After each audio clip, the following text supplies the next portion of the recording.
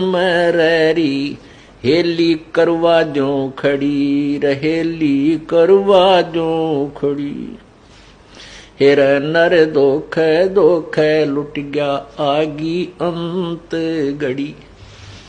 बुढ़ापे में क्या सोचा है बुजुर्ग? देखो पोता पोती हुए पाछे बच्चे सारा कमांड संभाल लेते हैं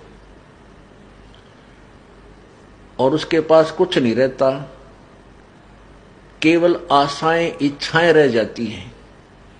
तो क्या सोचता हो बूढ़ा कि भगवान पोता ब्याह लो, ये पोता मेरा ब्याह आ जाए मेरी आंखों के सामने, बस आनंद काया हो जाए और एक हवेली बना दूं। वर्तमान के शब्दों में कोठी, एक कोठी और बना दूं और उस बुढ़े की कोई सुने नहीं, ना बालक माने ना पोते सुने,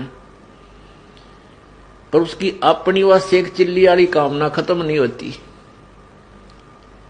तो जिसके पास भक्ति नहीं है, भगवान का नाम नहीं है, उसका बुढ़ापा उसके लिए दुश्मन, और जिसके पास भक्ति है उसके लिए उसका बुढ़ापा मित्र बन जाएगा। क्योंकि बच्चों को सलाह बड़े बुजुर्ग तब तक देते हैं जब तक वो खुद सोचन समझन योग्य नहीं होते। और ये भी हमें भगवान के तत्व ज्ञान से ये भी हमें पता चल जाता है कि इस बच्चे के भाग्य में जो है वही मिलेगा। ना तेरे चीचू करने तक को कंपत्ति होगा और ना ही किसी और तरीके से। हाँ, तरीका एक है कि ये बच्चा तेरे वाला यदि भगवान से जुड़ जावे तो परमात्मा फिर इसकी आपत्तियों को हल्का करने लग जाएगा। ऐसा हो जाता है तो उसका तो बुढ़ापा कति स्वर्ग बन गया। ऐसा नहीं भी होता है, बच्चे नहीं भी मानते हैं, तो इस ज्ञान को आधार बना ले। अपनी भक्ति में बाधा नहीं आने दे।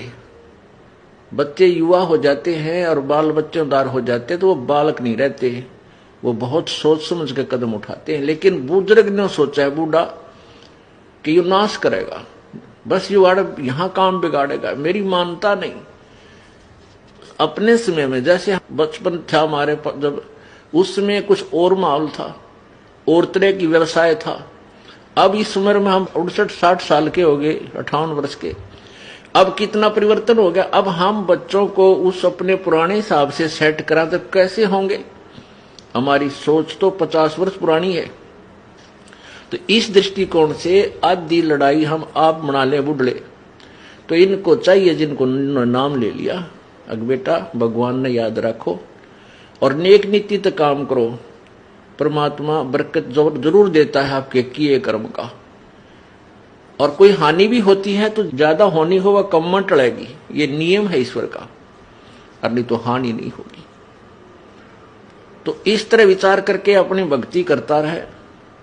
बच्चे कोई सलाह मांगे तो जिसी बुद्धि काम करे दे दे, बेटा मेरी तो इतनी बुद्धि काम करे है, और आप बुद्धिमान हो और भी किसी आपके साथी सहयोगी से सलाह करके इस काम को कर लीजिए। होना है फिर परमात्मा के अधीन, क्योंकि हम उस मालिक के कंट्रोल में हो गए। अब हमें आउट ऑफ लाइन नहीं जाने देगा परमात्मा। जब हम उसकी शरण में हैं, उसके उपदेश ले लिया है, उसके नियमों का पालन कर रहे हैं, तो वो परमेश्वर हमें बिल्कुल ठीक लाइन पर चलाएगा, बाहर नहीं जाने देगा। इसलिए बूढ़ा बुजुर्ग जो है अपने उस बुढ़ापे को फिर बहुत आसानी से पूरा कर जाएगा।